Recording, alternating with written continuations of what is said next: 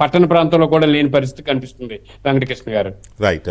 జీవిరెడ్డి గారు, ఇది ఎట్లా ఉందంటే ఒక దశలో ఎమ్మెల్యేలు కూడా వాలంటీర్ల మీద పడి ఇదేను లక్కసు వెళ్ళగక్కిన వాళ్ళు. ఎందుకంటే ఈ వాలంటీర్ల వల్ల మా మాట జనం వింటలేదని.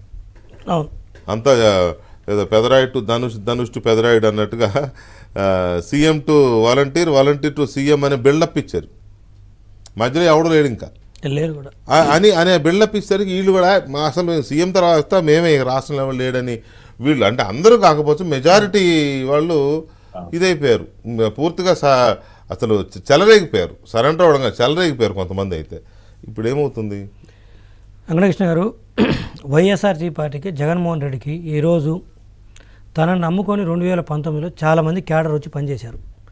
వాళ్ళందరినీ నిట్ట నీళ్ళలో ముంచాడు. ఈరోజు తనకు క్యాడర్ అంటూ ఎవరు లేడు పనిచేయడానికి.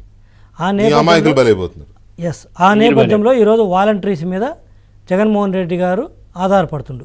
అందుకనే వాళ్ళని ఈరోజు ఇచ్చలవిడిగా వాడడానికి కారణం. రెండోది ఏంటంటే వాలంటీర్స్కి నాకు తెలిసినంతవరకు చాలా నియోజకవర్గాల్లో, సరే కొంతమంది తీసుకున్నారు తీసుకోలేదు అనేది వేరే విషయం పక్కన పెడితే, చాలా నియోజకవర్గాల్లో వైఎస్ఆర్సీపీ ఎమ్మెల్యే అభ్యర్థులు నెలకు 10,000 రూపాయలు ఇస్తున్నారు. అంటే ఏప్రిల్ నెలకి, ఈ మార్చి నెలకి, ఏప్రిల్ నెలకి, మే నెలకి. ఇది ప్రభుత్వం నుంచి వచ్చేది కాకుండా ఈ 3 నెలలకి వాళ్ళకి 10,000 రూపాయలు ఒక ఎమ్మెల్యే అభ్యర్థి, ఒక వాలంటీర్కి, అంటే ఒక నియోజకవర్గం మీద. సరే, అందులో కొంతమంది మాకు వద్దు, మేము తీసుకోము, మేము ఇలాంటివి చేయమనే వాళ్ళు తీసుకునే వాళ్ళు తీసుకొని పనిచేయడానికి రెడీ అవుతున్నారు. ఎందుకు ఇస్తుంటారంటే ఈరోజు నువ్వు వాలంటీర్కి ఎమ్మెల్యే అభ్యర్థి, వైఎస్ఆర్సీపీ ఎమ్మెల్యే అభ్యర్థి 10,000 రూపాయలు ఇచ్చే పరిస్థితి ఎందుకు వచ్చింది? నీ క్యాడర్ పని చేయకపోతేనే కదా. వాళ్ళు చేతులు ఎత్తేసారు. జగన్మోహన్ రెడ్డి గారు నమ్ముకొని వచ్చినందుకు ఇతను మాకు ఎన్నుపోటు పొడిచాడు. సెంట్రలైజ్డ్ కరప్షన్ తోటి ఊరక బటన్ నొక్కుతూ ఎక్కడ కూడా అభివృద్ధి అనేది లేకుండా, కాంట్రాక్ట్లు కానీ మిగతా పనులు కానీ ఏం లేకపోయి వీళ్ళు కూడా ఎక్కడ పార్టిసిపేట్ చేయలేకపోయారు. ఎక్కడ కూడా స్కోప్ లేకుండా పోయింది వాళ్ళకి. అంటే కరప్షన్ అని కాదు, పని చేసుకుంటే ఇప్పుడు కాంట్రాక్ట్ చేస్తే అంత అవినీతి అనే కాదు, దాంట్లో కొంత మార్జిన్ ఉంటుంది, వాళ్ళకి మిగులుతుంది. సో ఇది. రెండోది ఏంటంటే వాలంటీర్స్ 2019 అక్టోబర్ 1న వచ్చినట్టు నాకు గుర్తు. అంటే ఇప్పటికి 4 సంవత్సరాల 6 నెలలు అయింది ఆ వ్యవస్థ వచ్చి. నెలకు 5,000. అంటే ఈ 4 సంవత్సరాల 6 నెలలకు వాళ్ళకు వచ్చిన డబ్బులు 2,70,000 రూపాయలు.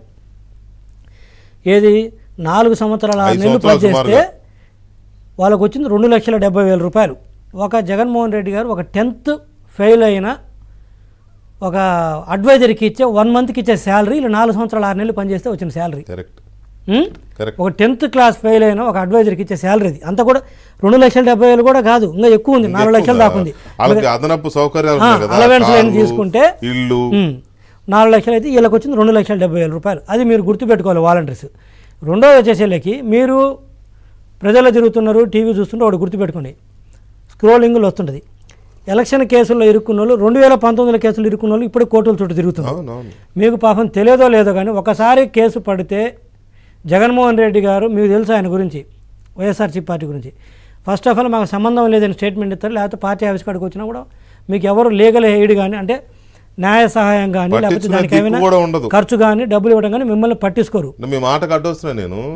ఇప్పటికే వైసీపీలో సోషల్ మీడియా కార్యకర్తలు వాళ్ళ గ్రూపుల్లోనే చాట్ చేసుకుంటున్నారు, మన పట్టించుకోరు వీళ్ళు, ఎంతసేపు వాళ్ళకి మనం ఊడిగం చేయడం తప్ప అని వాళ్ళు నేను చాలా కాలంగా అబ్జర్వ్ చేస్తున్నాను. నాకు చెప్తుంటారు కదా, మీ పార్టీలో అయితే లీగల్ సెలిబ్రిటీ జాగ్రత్తగా ఏదైనా ఇష్యూ వస్తే ఎమ్మడే టేకప్ చేస్తారు, ఏదొచ్చినా మాకు మమ్మల్ని పట్టించుకుంటే దిక్కు లేదని చెప్తా ఉంటారు కదా, ఓపెన్గానే చదువుతుంటారు. సో ఒకటి వాలంటీర్స్ గుర్తుపెట్టుకోవాల్సిందంటే, మీకు వచ్చింది 2,70,000 రూపాయలు అయితే పొరపాటున కేసు మీరు సస్పెండ్ అవుతారు. పొరపాటున కేసు కింద పడిందంటే మీరు కోర్టుల చుట్టూ తిరగటానికి ఈ 5 ఏళ్ళలో 3 ఏళ్ళు పడుతుంది, 4 ఏళ్ళు పడుతుంది, 5 ఏళ్ళు పడుతుంది. జీవితాంతం ఉద్యోగం రాదంట, అది రాదు, ఎటు ప్రభుత్వ ఉద్యోగం రాదంట. ఇంకోటి ఏం తెలుసిన, మీరు అంత ఈజీ కాదు. ఇప్పుడు చాలామంది రాజకీయ నాయకులకు ఎలక్షన్ కేసులు వచ్చినా కూడా ఏదో పెద్ద లాయర్స్ని పెట్టుకొని ఏదో ఆ కేసులాసో ఈ కేసులాసో ఏదో చెప్పి బయటపడతారు. మీరు అంత ఫీజులు కట్టలేరు, బయటపడలేరు. ఎంతో కొంత కట్టాలి కదా, దానికే మీకు 3 లక్షలు 4 లక్షలు ఖర్చు అయిపోద్ది ఒక 4-5 ఏళ్ళు. ప్లస్ డెఫినెట్గా కరెక్ట్గా ప్రూవ్ చేసుకోలేకపోతే జైలుకు కూడా పోతారు. 174 అయితే మినిమం 1 ఇయర్ దాకా జైలు శిక్ష పట్టడానికి అవకాశం ఉంది ఎలక్షన్ కోడ్ కింద. 1 ఇయర్ దాకా, మ్యాక్సిమం 1 ఇయర్, అది 3 నెలలు కావచ్చు, 6 నెలలు కావచ్చు. సో అది అవకాశం ఉంది. మళ్ళీ ప్లస్ ఫైన్ వేస్తారు. సో లీగల్ ఖర్చులు, వచ్చిన జీతం అదేదో లాభం గోబలేకి వచ్చిందంటారు కదా, అది పోతుంది. కేసులు ప్లస్ ఫర్దర్గా ఉద్యోగాలు వచ్చేది. నేనేమన్నా అంటే, మీరు నిజాయితీగా ఉన్నట్లయితే మాకు చేయొద్దు, మీకు చేయొద్దు. మీ ప్రజల కోసం చేయండి, మీరు గమ్మునుండండి. మేము కూడా ఒకటే చెబుతున్నాం వెంకటకృష్ణ గారు టీడీపీ తరఫున, నిజాయితీగా పనిచేసిన వాళ్ళు రేపు వచ్చేది మా గవర్నమెంట్ 100%, 100% నేను చెప్తున్నా, కన్ఫామ్గా మా ప్రభుత్వం వచ్చేది. మేము వాలంటీర్స్ కూడా నిజాయితీగా పనిచేసిన వాళ్ళని డెఫినెట్గా మేము కొనసాగిస్తాం. ఏదైతే వాళ్ళు సేవలు చేస్తున్నారో ఇంకాస్త సేవలు దానికి యాడ్ చేసి గ్రామ స్థాయిలో కావచ్చు, పట్టణాలు కావచ్చు, శాలరీస్ కూడా 5,000 నుంచి 10,000 చేస్తాం. వారి సేవలను కూడా వినియోగించుకుంటారు. ఎవరిని ఇట్ట పార్టీకి తొత్తులు లెక్క చేసి సిన్సియర్గా చేసే వాళ్ళని తొలగించము, వాళ్ళ సేవలు ఉపయోగించుకుంటాము. ఇలా పార్టీకి తొత్తులుగా చేసే వాళ్ళని మాత్రం డెఫినెట్గా మీ అంత ట్రాక్ రికార్డు మా దగ్గర ఉంటుంది. ఇదంతా ఓపెనే. రెండోది, మీరు పొరపాటున కొంతమంది ఇంట్లో వైఫ్ పేరుతో పెట్టి, వాలంటీర్ ఏమో వైఫ్ ఉంటుంది, చేసేదేమో భర్త, లేదా చెల్లెల పేరు ఉంటుంది, బయట అన్నయ్య చేస్తుంటాడు, తమ్ముడు పేరు ఉంటుంది, అన్న. సో వాళ్ళు తిరిగినప్పుడు కనుక్కోలేకపోవచ్చు ఎలక్షన్ కోడ్ కింద. కానీ మాకైతే తెలుసు కదా, అక్కడ కార్యకర్తలు చెప్తారు కదా, మాకైతే తెలుసు కదా, వచ్చేది మాదే కదా ప్రభుత్వము. ఆ రోజైనా సరే మీరు తప్పించుకోలేరు. కొంతమంది అనుకోవచ్చు, ఉన్నది మా తల్లిలో మా తమ్ముడి పేరు, నేను తిరుగుతున్నాను కదా, నన్ను కనుక్కోలేకపోవచ్చు అనుకోవచ్చు.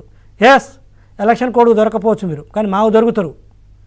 ఒకటి, ఉద్యోగం పెరికేస్తాము. 2, కేసులు గ్యారంటీ రేపు ప్రభుత్వం వచ్చిన తర్వాత కూడా. మీ ముఖ్యమంత్రి గారే ఈరోజు జగన్మోహన్ రెడ్డి గారు రేపు ఓడిపోబోతుండండి. ఓడిపోయిన తర్వాత ఆయన కర్ణాటకలో ఉండడు, తెలంగాణలో ఉండడు, ఆంధ్రప్రదేశ్లో ఉండడు.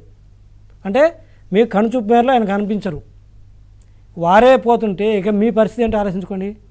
అది. సో నేనేమంటే, మీకు విధులు ఏదైతే అప్పగించారో అవి మాత్రం చేయండి.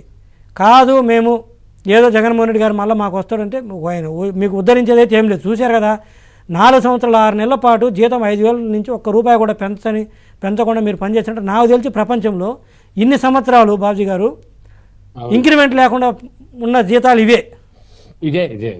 ఇంకా ఉండబోదు. అట్లుండదు జగన్మోహన్ రెడ్డి గారి పరిపాలన. ఇప్పుడే